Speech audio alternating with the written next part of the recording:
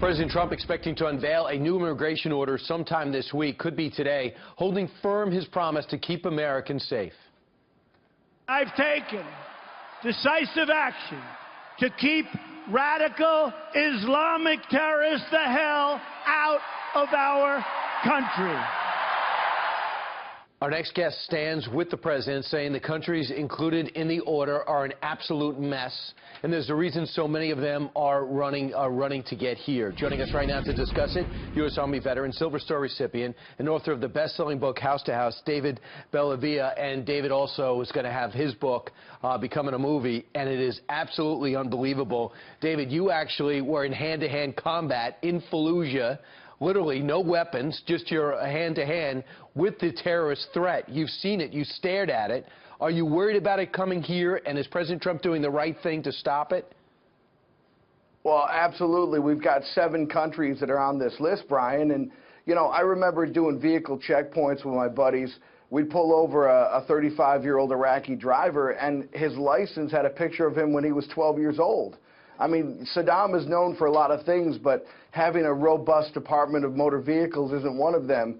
And that was when the country was relatively stabilized. These countries have no centralized government. They have no data keeping systems at all. You know, all we can do when we talk about force protection, Brian, is we're trying to just mitigate the potential for probabilities of threat. And when you have 7 countries that are in open war, that you can't even fly into their national airports, this is a serious problem. And finally, we have a commander-in-chief who is a wartime president who takes this threat seriously. He's got a lot of generals around him, and I always thought that if someone's been to war, they're the last person to ever bring us to war if they understand the threat.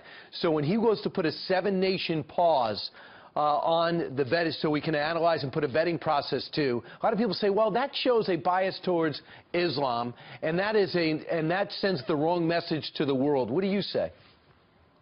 Well, here's the reality of the enemy that we face in the Middle East. The only thing that we could really, the enemy today is more akin to the Imperial Japanese in World War II than anything else. When you have an enemy that believes that their eternal salvation is predicated on the disposition that they have on the battlefield, that fatalism, how else we've never fought anything like this before. They're not going to leave the battle space. They're going to go out there and take as many of the enemy out as they possibly can. We are looking at this through Western eyes. This is an Eastern philosophy. And I just, for the life of me, can't understand. We have right now a president who's built a wartime cabinet, and we're very appreciative of veterans of this war especially. David, if you're in that club in Orlando, if you're at Fort Hood, if you're in San Bernardino at a Christmas party, or if you've been in Fallujah trying to take that city back with a bunch of American military, you understand the terror threat. What do you have to say to the American people who haven't seen it?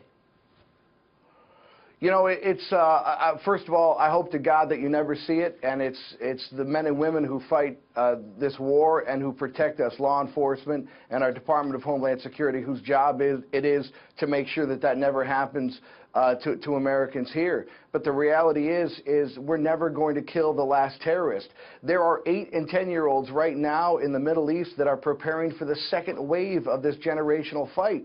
And we are just too far incubated and unfortunately naive to think that this war is going to end with this generation. We have to be ready as a culture and a society to protect what we love and hold dear. So you would back the president as he does it. What's the best way to relay it? I know you're more of a war fighter than a war communicator, but what's the best way to relay that to the American people? Well, you know, people go back to the draft all the time, and they say that, you know, the draft, as a professional military, you know, servicemen, we're much better off not having a draft because our men and women out there are professionals and they want to be there. But one of the things that we lost in the draft, we gained a sense of entitlement and a sense of national ignorance when everyone didn't have skin in this fight. 1/10 of 1% are out there fighting this thing.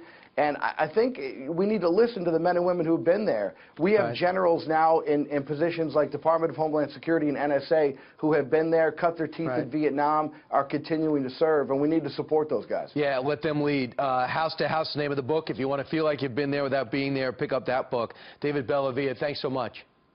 Thank you, Brian. I appreciate it. All right.